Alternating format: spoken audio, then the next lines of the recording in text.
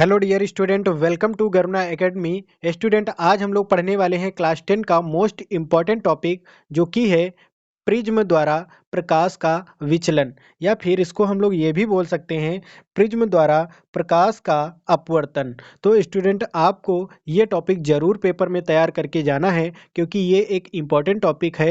हो सकता है ये आपके पेपर में आ जाए और आपके जो है 2 नंबर पेपर में कैंसिल आउट हो जाए। तो आपको ये ज़रूर तैयार करके जाना है। तो हम इसको सीख लेते हैं कि प्रिज्म द्वारा प्रकाश का अपवर्तन कैसे होता है, या फिर प्रिज्म द्वारा प्रकाश का विचलन कैसे होता है। तो स्टूडेंट, आप अगर ये वीडियो लास्ट तक देखते हैं तो हम दावा करते हैं कि आपको प्रिज्म द्वारा प्रकाश का विचलन में कोई भी प्रॉब्लम नहीं होने वाली है। तो स्टूडेंट, अब हम लोग समझ लेते हैं कि प्रिज्म द्वारा प्रकाश का विचलन कैसे होता है।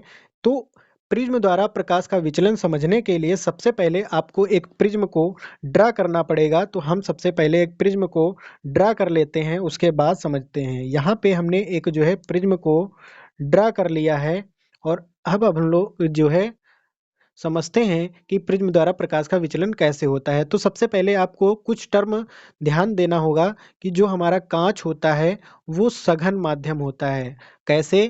क्योंकि जो हमारा कांच होता है उसके जो कण होते हैं वो बहुत पास पास होते हैं, इसलिए वो सघन माध्यम होता है। और एक चीज़ आपको समझनी पड़ेगी, जो वायु होती है वो हमारी विरल माध्यम होती है। विरल क्यों होती है? क्योंकि उसके जो कण होते हैं वो दूर दूर होते हैं, तो ये हमारा विरल हो जाता है। उसके बाद आपको एक चीज़ और समझनी पड़ेगी, यहाँ पे विचलन लिखा है तो विचलन का मतलब समझना पड़ेगा स्टूडेंट। तो विचलन का मतलब स्टूडेंट होता है इधर उधर भागना। क्या मतलब होता है? इधर उधर भागना, इधर उधर भागना। अब इधर उधर भागेगा कौन? तो हम लोग प्रकाश पढ़ रहे हैं, तो प्रकाश इधर उधर भागेगा। हमने आपको सबसे पहले टॉपिक में यानी कि प्रकाश के परावर्तन में क्या पढ़ाया था कि जब हमारी प्रकाश किरण किसी चिकने दर्पण से टकराती है तो वह उसी माध्यम में वापस लौट जाती है। प्रकाश की इस घटना को प्रकाश का परावर्तन कहते हैं। मतलब अगर प्रकाश को किसी चिकने पृष्ठ पर डाला जाए तो वह उसी माध्यम में वापस लौटती है। फिर हमने क्या पढ़ा? फिर हमने पढ़ा था प्रकाश का अपवर्तन। उसमें हमने ये पढ़ा था कि जब हमारी प्रकाश किरण एक माध्यम से दूसरे माध्यम में जाती है तो वो विचलित हो जाती है। विचलित होने का मतलब क्या है? मतलब ये इधर उधर भागती है।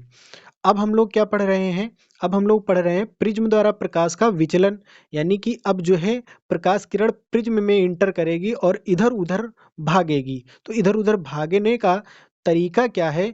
वो बिल्कुल सेम टू सेम, बिल्कुल ही हमारा प्रकाश का अपवर्तन जैसा है। अगर आपने वो टॉपिक पढ़ा हुआ है प्रकाश का अपवर्तन, तो आपको ये बिल्कुल आसानी से समझ में आ जाएगा कि प्रिज्म द्वारा प्रकाश का विचलन कैसे होता है। तो इसको समझने के लिए सबसे पहले हम एक काम करते हैं। यहाँ पे ये हमारा प्रिज्म है और ये हमारा कांच का बना है, इसलिए ये कैसा होगा? ये हमारा सघन होगा। उसके बाद यहाँ पे सब वायु है, तो वायु हमारी कैसी होगी? तो वायु हमारी विरल होगी। यहाँ पे वायु है तो वायु हमारी कैसी है? विरल है। अब यहाँ पे हम मान लेते हैं कि हमने प्रकाश किरण कुछ इस प्रकार से डाली, तो हमारी प्रकाश किरण विरल माध्यम से सघन में जा रही है। और हमने पिछले टॉपिक में आपको बताया था कि जब प्रकाश किरण विरल माध्यम से सघन माध्यम में जाती है तो वह अभिलंब की तरफ झुक जाती है। अब आप सोच रहे होंगे अभिलंब की तरफ कहाँ पे झुकी है? तो यहाँ पे हम जब यहाँ पे इस प्रकार से लंब बनाएंगे यानी अभिलंब बनाएंगे, तो आपको दिख रहा होगा ये जो प्रकाश किरण है ये अभिलंब की ओर झुक गई है। अब यहाँ पे आपको क्या समझना है? ये जो प्रकाश किरण है ये हमारी यहाँ तक आ चुकी है। अब फिर से ये जो है अपना माध्यम चेंज करेगी, यानी कि सघन माध्यम से विरल में जाएगी। तो हमने आपको पढ़ाया हुआ है प्रकाश के अपवर्तन में कि जब प्रकाश किरण सघन माध्यम से विरल में जाती है तो अभिलंब से दूर हट जाती है। अब दूर हटने का मतलब क्या है? आप जो है आप समझना, यहाँ पे अभिलंब से दूर हटने का मतलब, यहाँ पे अगर हम अभिलंब इस प्रकार से खींचें तो आपको दिख रहा होगा कि जो प्रकाश किरण है वो अभिलंब से दूर हट गई है। ये देखो कितनी ज़्यादा दूरी हो गई है। तो ये जो हमारी घटना है ये क्या कहलाती है? प्रिज्म द्वारा प्रकाश का विचलन कहलाती है या फिर प्रिज्म द्वारा प्रकाश का अपवर्तन कहलाती है। तो इसको हम लोग पेपर में कैसे लिखेंगे? तो हम लिखेंगे जब कोई प्रकाश किरण किसी प्रिज्म पर टकराती है तो वह आधार की ओर झुककर, ये आधार की ओर झुक गई है ना, आधार की ओर झुककर निर्गत हो जाती है। प्रकाश की इस घटना को क्या बोलते हैं? प्रिज्म द्वारा प्रकाश का विचलन कहते हैं। अब यहाँ पे एक चीज हम थोड़ा सा समझें, अगर हम इस वाली मतलब कि ये जो हमारी किरण आई है इसको हम लोग बोलते हैं आपतित किरण। क्या बोलते हैं? आपतित किरण। और ये जो निकल गई है इसको हम लोग बोलते हैं निर्गत किरण। निर्गत किरण। हम एक काम करें, यहाँ पे निर्गत किरण को पीछे की तरफ बढ़ाएं और जो हमारी आपतित किरण है इसको हम आगे की तरफ बढ़ाएं, तो यहाँ पे क्या होगा? एक कोण प्राप्त होगा। इस कोण को हम लोग बोलते हैं अल्पतम विचलन कोण। यानी कि यहीं पे इसका क्या है? अल्पतम विचलन कोण है, इसे हम लोग डेल्टा से प्रदर्शित करते हैं। ठीक है, तो हमें आशा है कि आपको ये बहुत अच्छे ढंग से समझ में आ गया होगा कि प्रिज्म द्वारा प्रकाश का विचलन कैसे होता है। अब हम लोग एक बार पढ़ लेते हैं। यहाँ पे क्या लिखा है? जब कोई प्रकाश किरण प्रिज्म से होकर गुजरती है तो वह आधार की ओर झुककर निर्गत हो जाती है। प्रकाश की इस घटना को प्रिज्म द्वारा प्रकाश का विचलन कहते हैं। यहाँ पे क्या हुआ है?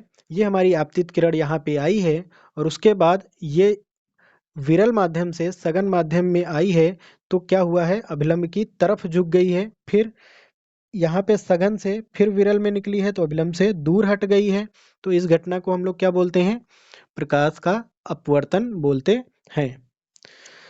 अब हमने यहाँ पे क्या लिखा है? यदि आपतित किरण को आगे की तरफ, यानी कि इसको अगर आगे की तरफ बढ़ाएं और निर्गत किरण को पीछे की तरफ बढ़ाएं, यानी कि इसको पीछे की तरफ बढ़ाएं, तो यहाँ पे जो कोण प्राप्त होगा उसे हम लोग क्या बोलेंगे? विचलन कोण बोलेंगे, यानी अल्पतम विचलन कोण बोलेंगे और इसे डेल्टा से प्रदर्शित करेंगे। स्टूडेंट, हमें आशा है कि आपको ये टॉपिक अच्छे से समझ में आया होगा। अगर आपको ये टॉपिक समझ में आया है तो सबसे पहले आपको लाइक करना है। दूसरी बात, आपको ये वीडियो दोस्तों को शेयर करनी है ताकि उनकी भी मदद हो जाए। और तीसरी बात, आपको ये चैनल सब्सक्राइब जरूर कर लेना है ताकि आपकी इसी प्रकार की बेहतरीन तैयारी होती रहे और आप पेपर में अच्छे से फोड़ के आए। हम लोग मिलते हैं किसी नेक्स्ट वीडियो में, तब तक के लिए जय हिंद, वंदे मातरम।